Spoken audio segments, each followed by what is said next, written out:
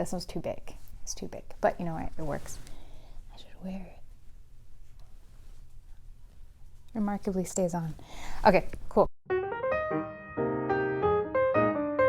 Welcome to part 2 of this look for Cruella. As I mentioned in the previous video, this is in collaboration with Caro, who runs Blonde to Brunette, and Laura, who runs The Weekend Gypsy. And they've been doing this amazing collaboration. Every Halloween for the month of October, they create one look per week to share with everyone, ranging from very easy DIY Halloween makeup looks to very complex and avant-garde Halloween makeup looks. And for this week, the theme is Cruella. Usually the theme is more broad, like villains. Last week was villains. But because this movie had so many looks, we just could not help ourselves in doing basically the same character, but picked one of her looks to reinterpret or recreate. So in this segment, you're going to learn how I put this costume together. And if you need a little help with that, I have a planner in which I broke down what you need for the costume. Trust me, I needed to do that. No matter how experienced I am sewing and creating costumes, I still need to write things down. So if you go down to my Etsy site, I'll link it down below. I have 3 versions of a Halloween planner called the Thrifter, the Maker for 1 pattern, and the Maker for 3 patterns. And it looks something like this. Each one has an example on how I would use it. And I decided to go ahead and include everything that you would need to create this Cruella look. So if you want it, it's there. You don't have to think about it. I did the thinking for you. This is kind of like a shopping list to know what it is that you need and then thrifting ideas. Of course, you would have to delete this part below. These are just examples of my measurements. There will be a blank version of this, so you can copy everything that's listed here and then add your own measurements. If you want to learn more about the hair and makeup for this look, watch the previous video. I'll put a link somewhere. If you want to know how Caro and Laura did their looks, go ahead and check out their blogs. You will not be disappointed. I found this jacket on Poshmark for $5. When it arrived, it was worn and covered in cat hair and smelled of smoke, but after 3 washes with OxiClean Odor Blast, it was pretty wearable. To search for this jacket, I used keywords like military jacket, ringleader jacket, and steampunk jacket. You want a jacket with a high collar, metal buttons on either side, and I avoided obvious zipper closures in the center. This jacket also has a peplum with grommets in it, but I intended to remove it, but in the end I decided to keep it because it added to the steampunk look. You will need something to create a base for the epaulets. I chose to use thick craft foam because it's very easy to use and it's very soft in case you bump into it. For the epaulet fringe, the costume designer used a mix of chains, watches, and kind of bits of jewelry to create interest for the fringe. I don't have that kind of money lying around, so when I went for a cheaper alternative, I used a mix of gold fringe, sequin trim, and I found this plastic rhinestone trim that can mimic the watches that are featured in her epaulets. The top of the epaulets featured horse-drawn carriages. However, I couldn't find any plastic horses in my area, so I decided to use zoo animals instead. I thought it'd be a fun feature. The jacket is dressed in several silver and gold chains. This can get very, very pricey. I decided to purchase 2 large metal chain belts on Amazon. Each one has a few rows of chains that are draped, which is perfect for draping them around the jacket. One of the easier things to find is gold braided trim. This will be used for the collar and the cuffs. Cruella's sash is made up of a gold and red satin. I found these 2 polyester satins at Joann and bought about half a yard of each color to make the sash. It was more than enough and I had a little bit left over so I can use them for the medals.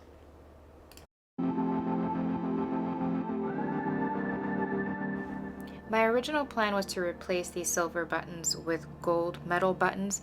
However, I couldn't find enough of a single type of button in any of my local craft stores or sewing stores, so I decided to just go ahead and remove them and paint them. Since these buttons won't be functional, they're merely decorative, I wouldn't be handling them often, so painting them is a very quick and easy and cheap option.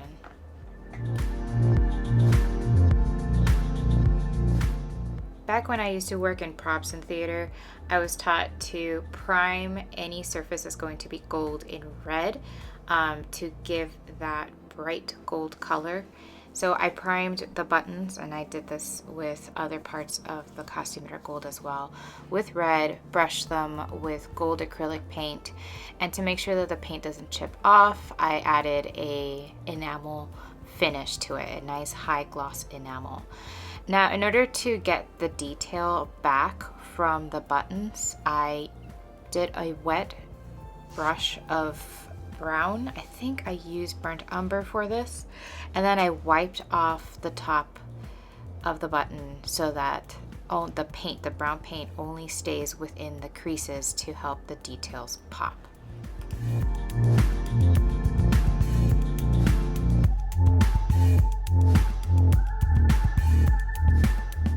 Some of the details in the top were lost, or I should say some of the shine of the buttons were missing after doing that wet brush technique. So I went back in with a little bit of gold paint and just brushed the tops of it to bring the shine back.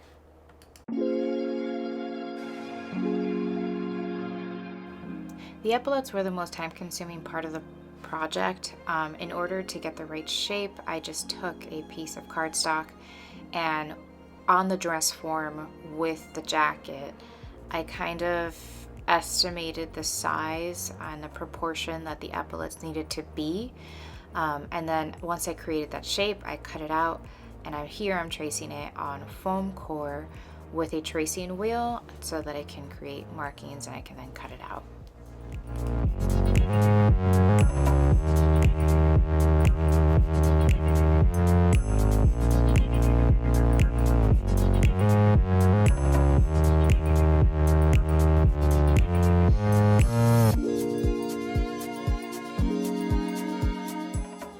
Before I attach everything to the epaulets, I wanted to make sure that I was using the right combination of trim. Now, in the film, it looks very busy and there's a lot going on, and I wanted to give that same effect. So I took the different types of fringe that I have, the different types of trim and sequence that I had, draped it onto the jacket on the dress form, and took photos so I can see what it would look like and compare it to the photo from the film. Just to have that same look and feel.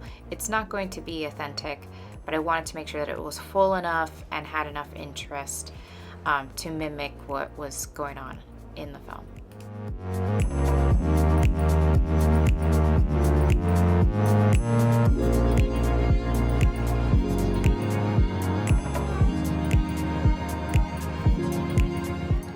When I attached the fringe onto the epaulets, I wanted to make sure that I had the right drape and it was being attached in the correct direction. So I pinned the epaulets onto the shoulders and I glued the trim onto the base.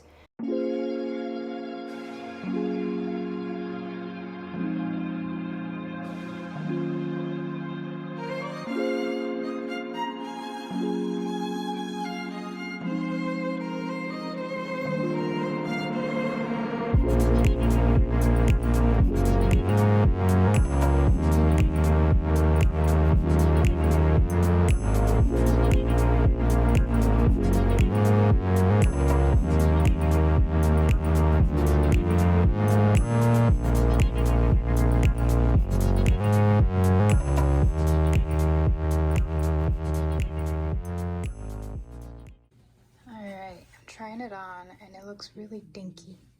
Like this needs to come down here, but I have more trim, and I had an idea for how to make it more substantial. We'll see if it works. Let's give it a try. It looks cool though. It's just not as substantial as I would like it to be. So Something I forgot to record is how I attach the pins underneath the base of the epaulets so that I can then attach it onto the jacket itself to make it removable. I was afraid of keeping the epaulets there when storing. I wanted to be able to take them off so that when I store it, they don't get damaged. So I added 2 large safety pins underneath, and on the part where the safety pin doesn't come off, I glued down a piece of felt. This is a great way of creating pins and creating anything that you want to attach to a costume or a garment without it being permanent. Here you see that I am gluing down a second row of that thinner fringe. I'm doing it on a lower level of the fringe underneath to create more length to the epaulets. Normally I would sew the trim down, however I was running really short on time. I believe I did this costume in about a day and a half or 2 days. And since this is a costume, it's not something I'm going to be wearing often, it's not something I'm going to be washing often, it's not going in the wash. I don't mind taking shortcuts and gluing something down. I used a regular glue gun with a glue stick, and then I slowly went around the edge of the jacket where I see the stitches of the jacket to add this trim down.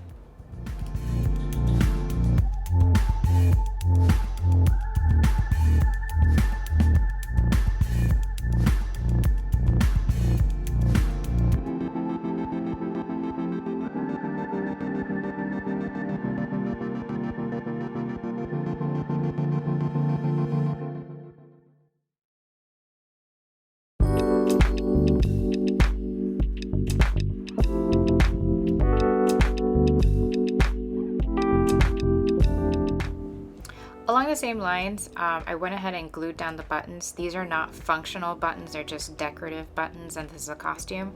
I really considered sewing them down, but I did not have time. I needed to rush and just put this on, and I know that these will not come off with glue gun.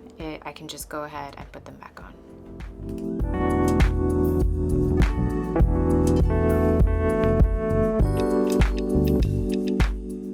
One thing that I was really bummed about were the cuffs. She has this really beautiful detail in the cuffs that I wanted to mimic. However, I ran out of trim and I didn't have time to go out in the store and get more. I just went ahead and added a small detail here.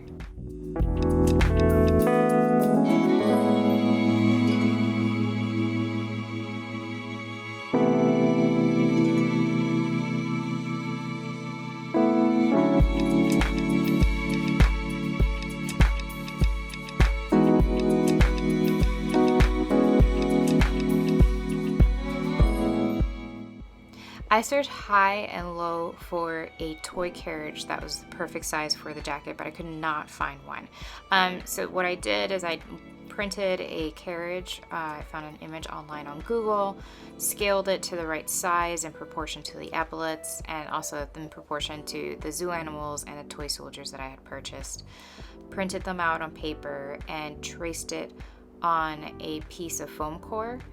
I traced it on craft foam. Sorry, could not remember what the name of that was. Then I cut out each side of the carriage. You need 2, 1 left, 1 right, a front, a back, 4 wheels, a top and a bottom. Once I had those cut out, I glued them together, painted them with some Mod Podge, and then painted them with some acrylic gold paint and glued it all together.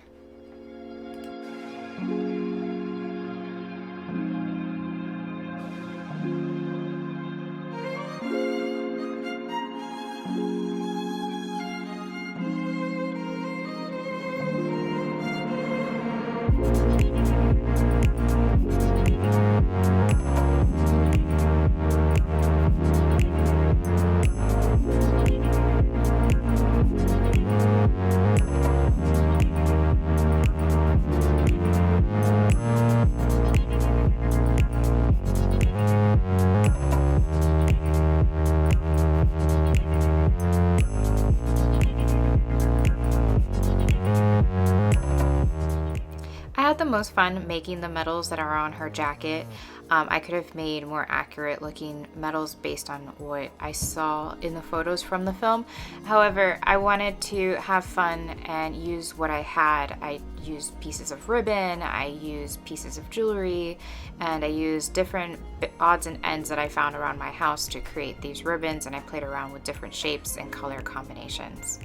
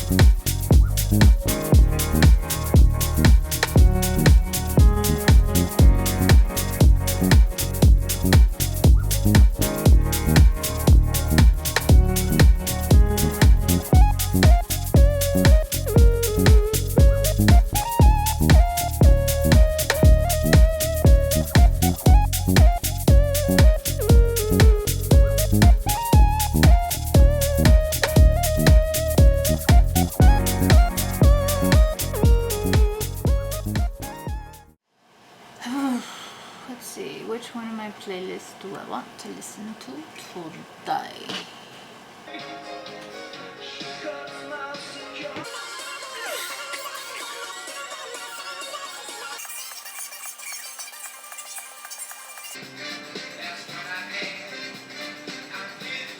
I've been recording this whole time